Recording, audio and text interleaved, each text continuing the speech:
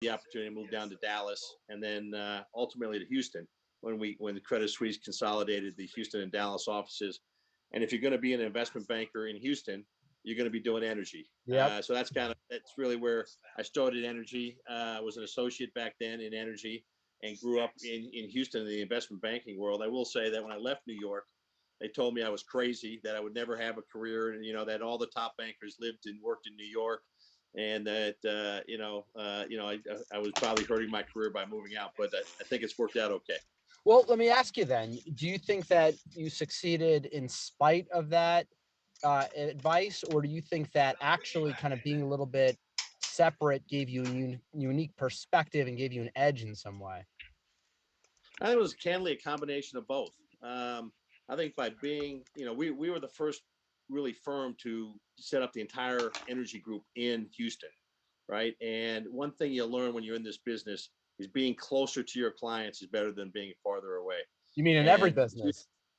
in every business, absolutely right. Houston is obviously the worldwide hub of energy. More energy companies based in Houston than any other city in the world. And so by being there, I was able to establish myself, get to be known in the energy sector, build client relationships there. Look, it was, some firms it's harder. When I was at Morgan Stanley, being out of the inner circle of Morgan Stanley was difficult, being based in New York. But some firms, they place as much emphasis in, the people that are out in the off in the regional offices as they do as those in New York, and it's not as New York centric.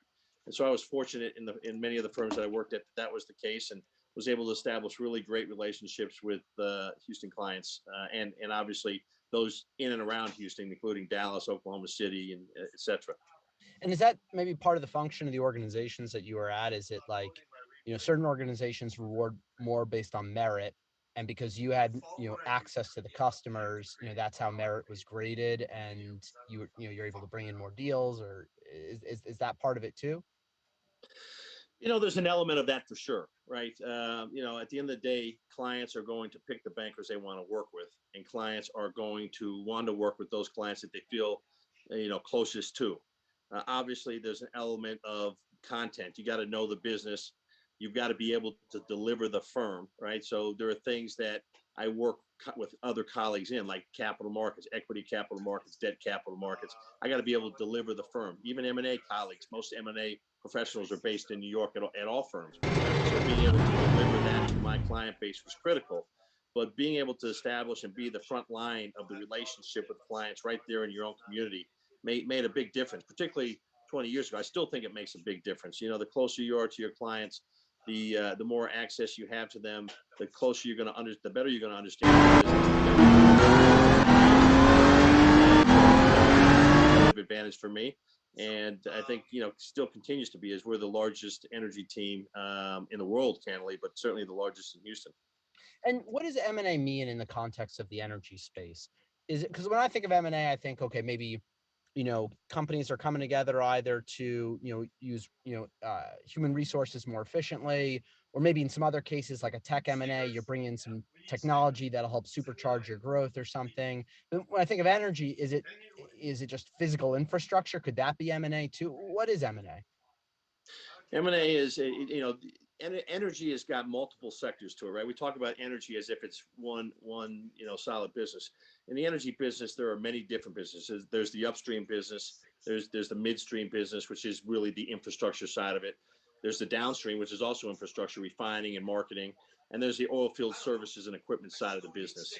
Generally speaking, that's the energy business, away from what others call power and utilities. That's and So within those businesses, each one of those areas has unique. I have one. You're asking a lot of questions right now. Okay, so here I am. Can you see if I'm doing things right here? I'm going to create a video, right? So I'm going to create. I'm going to go live, right?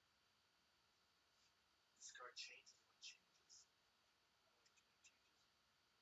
Okay, stream test. This is it.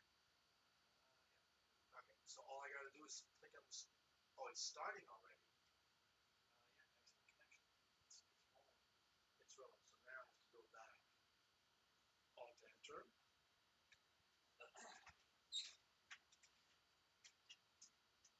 And start the damn thing, right? Why is it not all entering? Because it's here.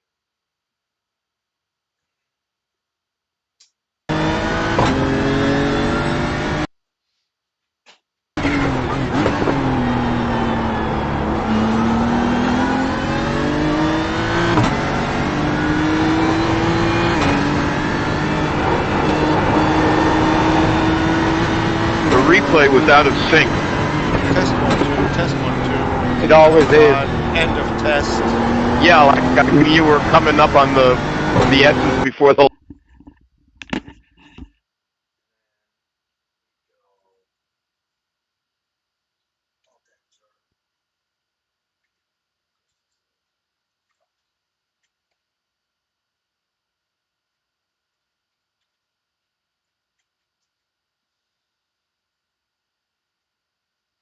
End stream, right? End stream? I'm ending the stream. I'm stopping it now. It's the end of it.